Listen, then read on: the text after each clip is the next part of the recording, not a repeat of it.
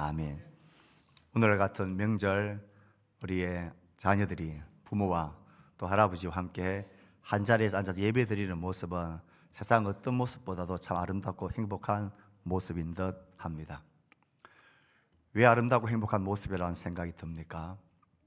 이 세상 그 어떤 것보다도 아름답고 소중한 믿음의 유산이 우리 세대에서 우리의 다음 세대, 그 후손의 세대까지 이어지는 현장을 보기 때문에 그렇습니다. 믿음의 유산이 그 어떤 물질적 유산보다 위대하고 중요하다는 점을 잘 보여주는 사회학적 통계 연구가 있습니다. 한 번쯤은 들어보셨을 사회학적 통계 연구인데요, 19세기 말 대조적인 삶을 살았던 두 사람의 인물, 그리고 그 후손들을 150년 동안 후손들을 다 통계를 내본 그런 사회학적 비교 연구입니다. 미국의 대각성 운동을 이끌었던 신학자 조나단 에드워즈, 그는 신앙심 깊은 아내와 함께 하나님 우선순위의 가정을 꾸렸습니다. 그가 낭비 유산은 돈이 아니었습니다. 기도와 말씀, 믿음의 유산이었습니다. 150년 후 그의 후손들 약 1,400명들의 모습을 쭉 통계를 내보았습니다. 또 한 사람은 조나단 에드워즈와 비슷한 시기에 살았던 사람입니다. 맥스 주크라는 사람입니다. 그는 신앙도 없고 무절제하고 방탕한 삶을 살았습니다. 그의 후손 1,200명을 150년 동안 추적, 비교해 보았습니다. 그들의 비교의 모습이 이렇게 대조가 되어집니다. 한번 보십시오. 한쪽 믿음의 유산을 남겼던 곳에는 그 사이에 이익을 주고 남을 섬기는 놀라운 사람들, 그의 후손들이 계속해서 이어지고 있었습니다. 하지만 무질자고 방탕한 삶을 살았던 맥스 주커의 후손은 대부분 이러한 인생, 이러한 결말을 맞게 되어졌습니다. 우리가 자녀에게 남겨줄 수 있는 최고 유산은 통장의 잔고가 아닙니다. 하나님을 경외하는 무릎의 흔적, 믿음의 유산입니다. 믿음의 유산이 이어지는 것이 제일 중요합니다. 하지만 바른 믿음의 유산이 이어지는 것은 더 중요합니다. 오늘 본문은 우리에게 믿음의 유산을 남기는 것이 너무 중요한데 바른 믿음의 유산을 남기는 것이 중요하다. 그래서 주님이 기뻐하시는 바른 믿음이란 게 어떤 모습인지를 본문은 우리에게 잘 보여주고 있습니다. 대부분 우리가 믿음을 가지게 되어지는 큰 경로 중에 하나가 이적과 표적과 기사와 놀라운 경험을 통한 이 표적, 이적 믿음이라 할 수 있고, 또 한편으로는 하나님의 말씀을 듣고 생각하고 말씀을 믿는 말씀 믿음의 중요한 두 과정이 경우가 있습니다. 오늘 본문은 지난 목요일 우리가 큐티하고 있는 매일 성경의 본문이었습니다. 이 본문의 말씀을 묵상하고 새벽 설교를 준비하는데 이 믿음의 유산을 오늘 설교해야 되겠다라는 그런 강력한 마음들이 들었습니다. 이 본문을 정한 것은 이 자리에 앉아있는 우리가 먼저 주님이 기뻐하시는 바른 믿음의 유산을 살아가고 그 유산이 우리의 자녀와 다음 세대에 이어지기를 간절히 갈망하는 바람 때문에 그렇습니다. 예수님 인정하시는 믿음, 성경이 우리에게 말하고 있는 바른 믿음, 그 믿음 위에 우리가 굳건하게 서게 되기를 진심으로 축복합니다. 오늘 본문의 말씀을 보면 이적과 표적과 기적을 보고 믿는 믿음을 예수님이 별로 칭찬하지 않으시고 도리어 나무라시는 모습을 볼 수가 있습니다. 46절, 47절을 보면 심각한 문제를 가진 한 사람이 예수님에게 달려옵니다. 46절, 47절을 같이 한번 읽습니다. 시작. 포도주를 왕이 지나가 있어 그의 아들이 가버나움에서 병들었더니 그가 예수께서 유대로부터 갈릴리로 오셨다는 것을 듣고 가서 청하되 내려오셔서 내 아들의 병을 고쳐 주소서 하니 그가 거의 죽게 되었음이라. 그는 누구입니까? 예수님이 갈릴리에 오셨다는 소식을 듣고 가브나움, 지금 갈릴리 가나에서 34km 정도 떨어져 있는 제법 먼 곳에 있는 가브나움에서 왕의 신하가 한 걸음에 달려왔습니다. 왕의 신하니 제법 높은 고위 관직자입니다. 급한 마음, 중요한 문제가 있어서, 고통이 있어서 예수님에게 그 먼 거리를 그 고위 관리자가 한 걸음으로 달려왔습니다. 어떤 문제였습니까? 그의 아들이 병들었습니다. 본문 전체를 보면 병들었더니 그리고 거의 죽게 되었습니다. 죽기 전에 내려오셔서 그의 병듦이 심각한 병이라는 것을, 그의 죽음 일보 직전이란 위급한 문제라는 것을 짐작할 수가 있습니다. 이 심각한 문제를 가지고 그 먼 거리를 마다하고 이 고위관리자가 달려와서는 예수님께 고쳐주시기를 구합니다. 이건 한 번 구하고 말았던 게 아닙니다. 계속해서 간청하고 또 간절히 구하는 그런 모습입니다. 이 절박한 문제 앞에 이상하게 예수님께서 반응하십니다. 사랑과 자비가 인자가 많으신 주님이 이 절박한 문제를 가지고 간절히 구하고 있는 이 사람에게 주님이 의외의 말씀을 48절에 하십니다. 예수께서 이르시되 너희는 표적과 기사를 보지 못하면 도무지 믿지 아니하니라. 그 간절한 문제를 가지고, 고통과 아픔을 가지고 주님 오셔서 이 문제 좀 해결해 주세요라고 간절히 구하는 그 사람, 그리고 그를 보고 있는 그 무리들을 보면서 너희는 표적과 기사를 보지 못하면 도무지 믿지 못하지. 너희들이 지금 나를 따르고 나를 믿는 것은 너희들의 그 심각한 문제와 아픔과 이 이적들을 일으켜서 너희의 문제를 해결해 주는 그것 때문에 너 지금 나를 따르고 나를 믿으려고 하는 거지. 이게 없으면 너희들 나를 믿지 않지. 그것을 요구하는 그 요구에 대한 주님의 나무람같이 들려집니다. 사실 지금 예수님을 따르고 있는 이 갈릴리 사람들, 원래 이 사람들은 예수님을 좋아하지 않고 환영하지 않았습니다. 예수님이 선지자가 고향에서 영광과 영접과 환영을 받는 일이 없다라고 했는데 이 갈릴리 사람들이 예수님을 막 영접하고 환영을 했습니다. 왜 그렇습니까? 45절에 보면 갈릴리에 이르심에 갈릴리인들이 그를 영접하니 이는 자기들도 명절에 갔다가 예수께서 명절 중 예루살렘에서 하신 모든 일을 보았기 때문입니다. 원래는 고향 사람을 뛰어나다고 영접하는 법이 없는데 이들이 의외로 예수님을 막 영접하고 환영하고 있는 거예요. 왜 그렇습니까? 그들이 예수님 행하신 일들을 보았기 때문에 그렇습니다. 예수님이 언제 어디서 무슨 일을 행하셨습니까? 요한복음 2장 23절에 보면 답이 나옵니다. 6월절에 예수께서 예루살렘에 계시니 많은 사람이 그의 행하시는 표적을 보고 그의 이름을 믿으니. 6월절 예루살렘에서 예수님 행하시는 많은 표적과 이적과 기사와 놀라운 일을 그들이 보았기 때문입니다. 그래서 지금 고향 사람들이 예수님을 영접하고 환영하는 것은 예수님 행하신 표적과 이적과 기사 때문에 그렇습니다. 그런 그들이 지금 이 왕의 신하의 아들을 고쳐달라는 이 요구 앞에 똑같은 마음을 가지고 있는 것을 주님이 보셨기 때문입니다. 너희들은 나를 영접하고 환영하는 것도 표적과 기사를 경험했기 때문이지. 지금 너희들이 나에게 또 요구하는 것은 이 병을 고쳐주지 않으면 너희들은 나를 믿지 않을 거지. 주님의 답답한 마음이 여기에 있습니다. 왜 이렇게 주님이 나무라시고 답답해 하십니까? 48절 말씀을 다시 한번 보십시오. 너희는 표적과 기사를 보지 못하면 도무지 믿지 아니하리라. 이 너희는 왕의 신하, 이 아버지가 내 죽어간 아들을 고쳐달라 말했는데 예수님의 대답은 이 아버지뿐만 아니라 지금 나를 영접하고 나를 따르고 있는 뭔가 예수님이 행하시는 기적을 보려고 따르는 너희는 표적과 기사를 보지 못하면 나를 믿지 않지. 이 너희들이 누굽니까? 가나라는 지명이 나옵니다. 전에 물로 포도주를 만드신 곳. 너희들은, 이곳 사람들은 전에 예수님께서 물로 포도주를 만드신 그 놀라운 표적과 이적을 들었던 사람들입니다. 그 소문이 퍼져나갔고 그것을 들었던 사람들입니다.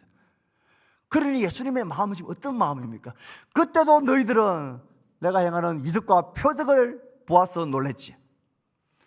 너희들이 예루살렘에서 내가 행하였던 그 놀라운 이적과 표적을 너희들이 보았기 때문에 지금 나를 너희들이 환영하고 영접하는 거지.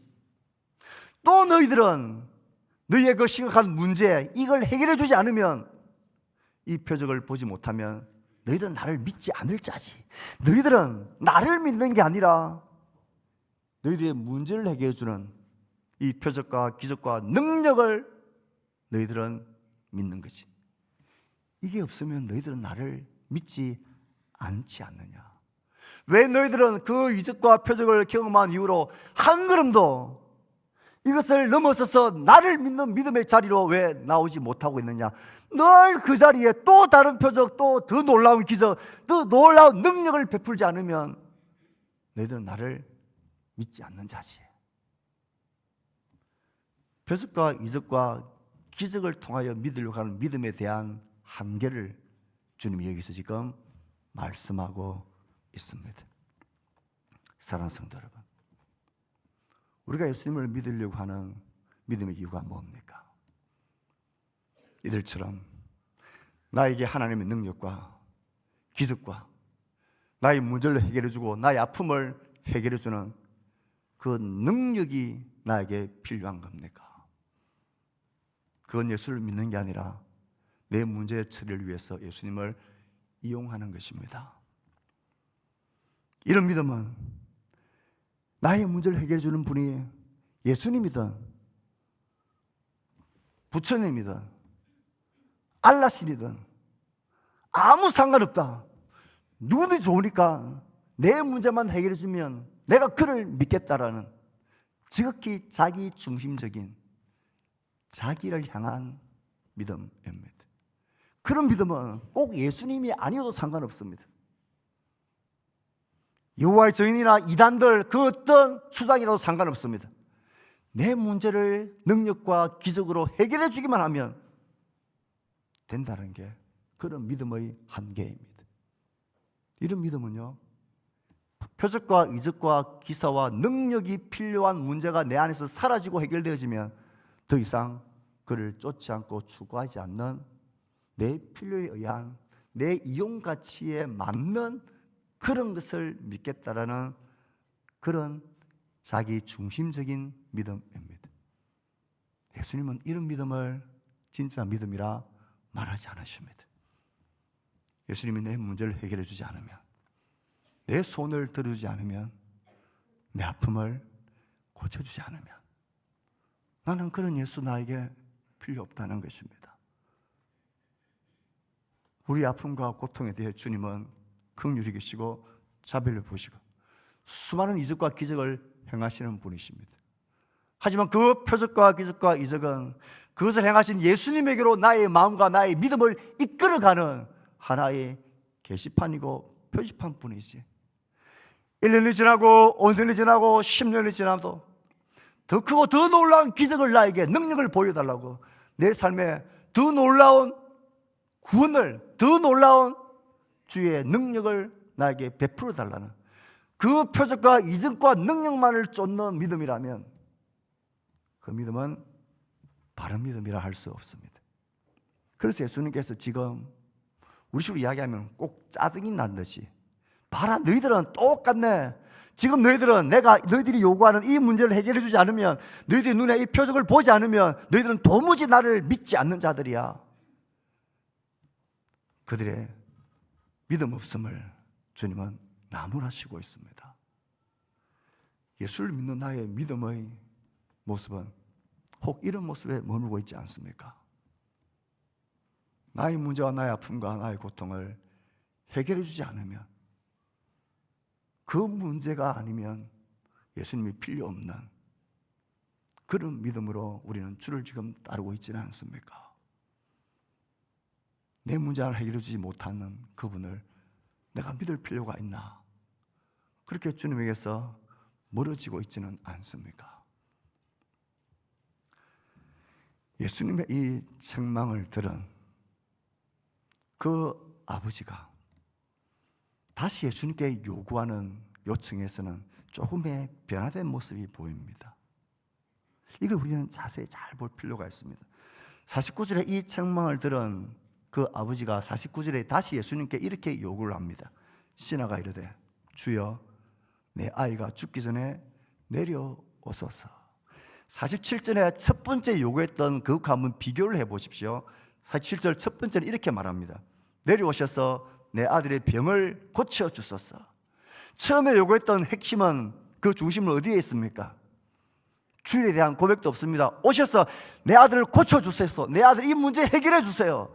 여기에 방점이 찍혀있던 그가, 너희들은 이 표적과 기적을 보지 않으면 나를 믿지 않지. 도무지 나를 믿을 턱이 없지. 이 책망을 들은 그가 조금 바뀝니다. 주여, 내 아이가 죽기 전에 내려오셨어. 그의 관심이, 핵심이 주님에게 그 마음의 방향이 조금 바뀌고 있습니다. 처음엔 병을 고쳐주소서, 이게 최고의 관심이었는데 이제는 그 병을 고치실 주님에 대한 마음과 생각이 조금 바뀝니다. 이제는 죽기 전에 주님이 내려와 주십시오. 나에게 주님이 필요합니다. 주님이 내려오셔서 죽이든 살리든 주님이 오십시오. 이 작은 변화가 표적 믿음에서 말씀 믿음으로 우리가 바뀌어지게 되는 시작이고 출발이라는 사실을 기억해야 합니다. 병을 고치고 이적을 행하실 능력에 집중했던 그 눈이 이제는 그것을 행하시는 예수 그리스도에게로 그의 시선이 옮겨가고 있다는 것입니다. 이건 작은 움직임이지만 진정한 믿음의 진짜 중요한 일입니다. 이 작은 믿음의 변화는 이후에 보이는 이 아버지의 모습 속에서, 와, 이적을 보지 못하면 절대 믿지 못하는 믿음에서 이제는 예수님 자신을 향한 그의 자신을 믿는, 그의 말씀을 믿는 그런 믿음으로 옮겨가고 있는 과정이 우리에게 보이고, 이것이 우리에겐 중요한 내용입니다. 49절에 주님이 오십시오, 주님 내려오십시오 라고 간구하는 그의 간구에 50절에 예수님이 이렇게 대답을 하십니다. 예수님의 대답을 한번 읽어봅시다. 시작. 기대 가라, 내 아들이 살아있다 하시니 그 사람이 예수께서 하신 말씀을 믿고 가더니. 예수님께서 가라, 내 아들이 살아있다. 그 사람이 예수께서 하신 말씀을 믿고 가더니, 여러분, 말씀을 조금만 한 걸음 뒤로 가서 보면 이 말씀이 조금 이상합니다. 그렇게 큰 문제 앞에 가라, 내 아들이 살아있다. 어떻게 그가 갑작스럽게 말씀을 믿고 갔느냐라는 거예요. 과연 삶이 그렇게 확 바뀔 수 있는 걸까? 어떻게 이적과 기적을 보지 않고는 절대 믿지 못하는 믿음에서 달라진 건 아무것도 없고 눈에 보이는 게 하나도 없는데 살아있다, 말씀하시는 그 말씀을 믿고, 말씀을 믿는다는 것은 그 말씀하신 그분을 믿는다는 것 아닙니까? 어떻게 믿고 그가 갔느냐라는 거예요. 하지만 우리가 본문을 주의 깊게 읽다 보면 예수께서 이르시되 가라, 내 아들이 살아있다라는 이 말씀과 그 사람이 예수께서 하신 말씀을 믿고 가더니라는 그 사이에는 시간적 간격이 있다는 것을 눈치챌 수가 있습니다. 왜냐하면 52절에 보면 그가 이 말씀을 믿고 가다가 그 집에서 오는 종들을 만나는 장면이 나옵니다. 52절 말씀을 읽습니다. 시작. 그 낫기 시작한 때를 물은 저 어제 7시에 열기가 떨어졌나이다 하는지라. 이상한 표현이 있지 않습니까? 집에서 종들이 와가지고는 주인님, 당신 아들이 살아났습니다. 너무 놀래가지고 그가 그 낫기 시작한 때를 물은 저 언제요? 어제 7시. 이상하지 않습니까? 어제니까 이 하룻밤이, 하루란 시간이 지금 통째로 날아간 거예요.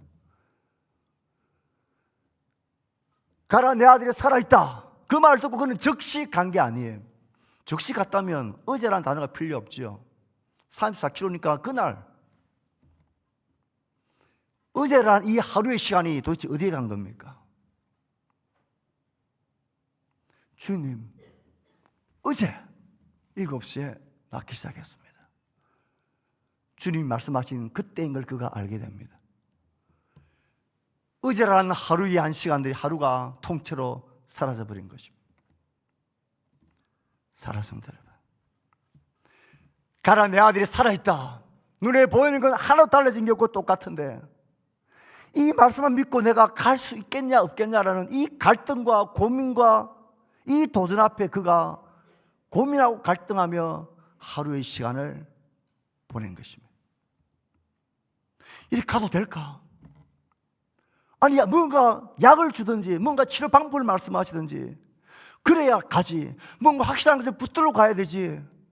아니, 저 말만 믿고 내가 갔다가는 이 아들을 그대로 죽어버릴 텐데 내가 과연 갈 수 있을까? 저는 이것이 굉장히 인상적입니다. 뭔가 보이는 게 있어야지. 뭔가 내 속에 납득되는 게 있어야지. 뭔가 논리적인 게 있어야지. 합리적인 게 있어야지. 이 싸움을 그가 하루의 시간을 갈등하며 싸운 것입니다. 그의 생애에 있어서 가장 심각한 고민이고 심각한 갈등입니다. 아니, 아무 약도 주지 않고 처방도 주지 않는 저 사람을 믿고 내 아들을 그냥 빈손으로 돌아가? 다른 의사를 찾아가야 될까? 어떻게 할까? 그렇게 고민과 갈등을 하면서 드디어 그는 그 말씀을 믿고 가기로 결단하고 결심한 것입니다. 우리가 표적과 이적과 나의 문제를 해결해 주시는 그 믿음 안에서 예수 자신을 믿고 그 말씀을 믿는 믿음으로 돌아가기 위해서는 정직한 갈등과 정직한 고민과 심각한 마음의 분쟁들을 하셔야 합니다. 우리의 믿음 생활이 이전이나 지금이나 미지근하게 그 모습 그대로인 것은 이 정직한 고민과 갈등을 하려고 하지 않기 때문입니다.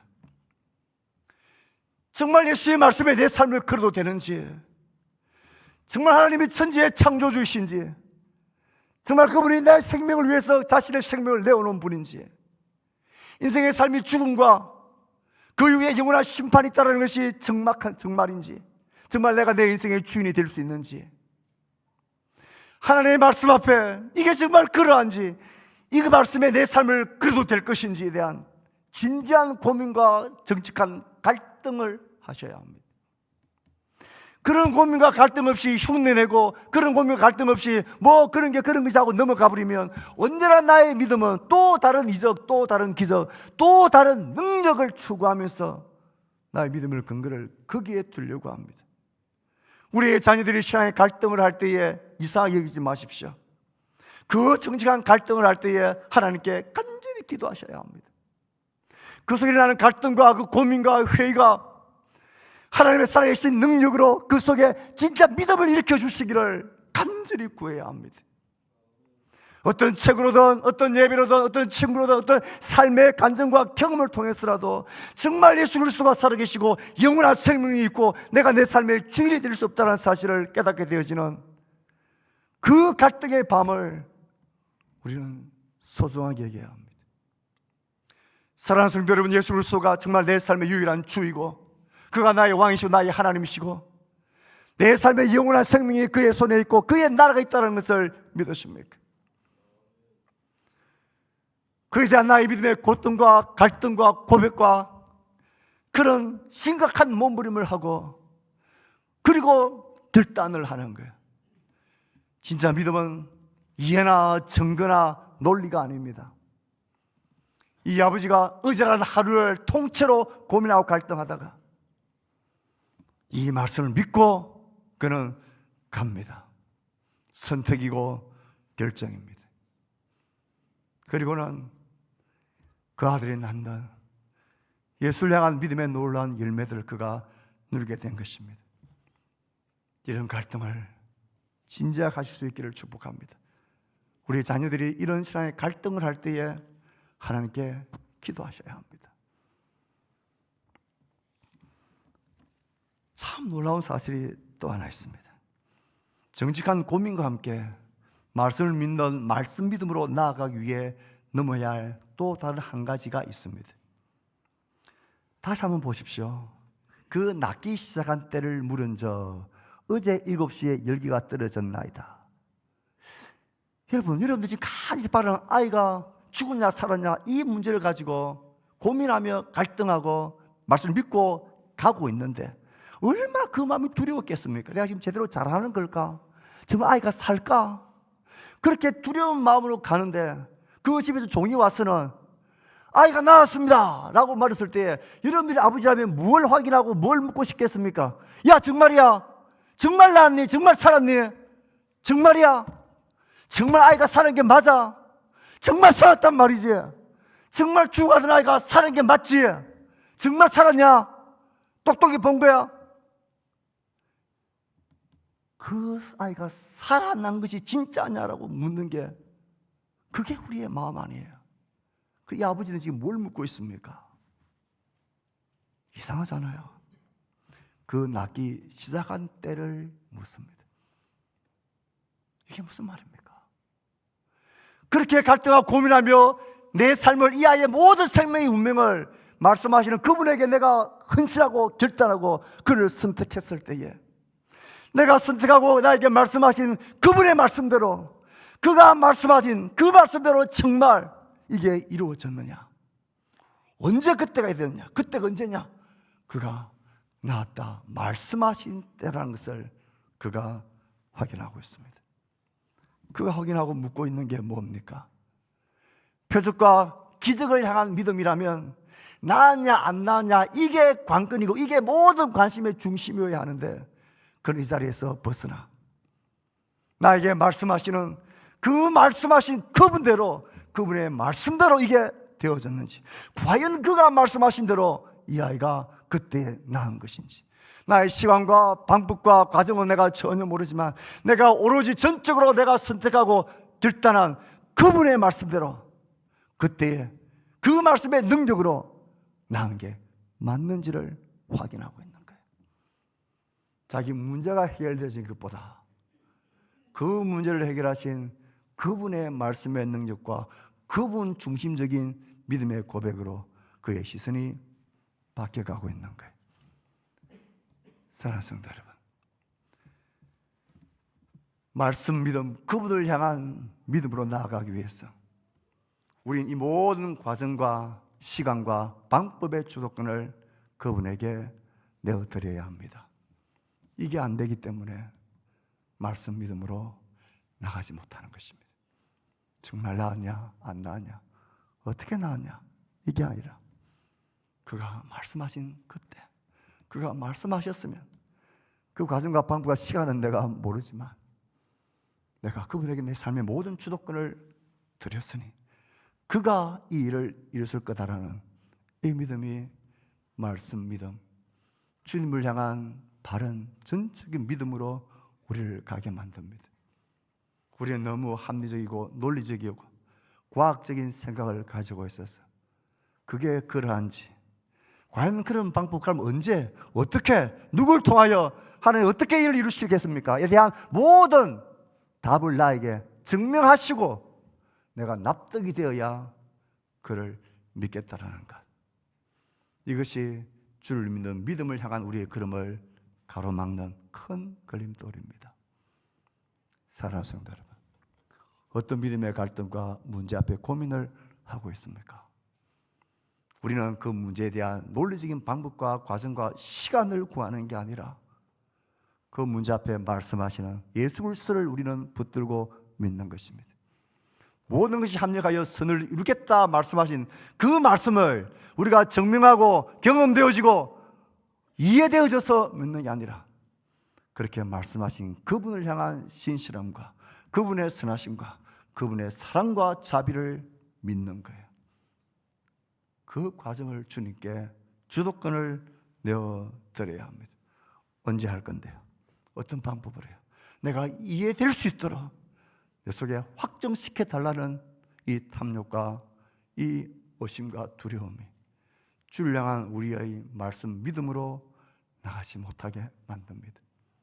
사랑하는 성도 여러분, 성경은 하나님이 절대 선하신 분이라는 것, 하나님 우리를 그 아들을 십자가에 내어주시기까지 사랑하시는 분이라는 사실을 성경은 수도 없이 우리에게 말하고 증거하고 있습니다.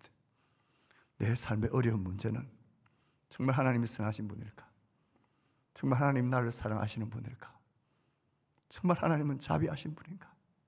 정말 하나님은 내 기도를 들으시는 분인가?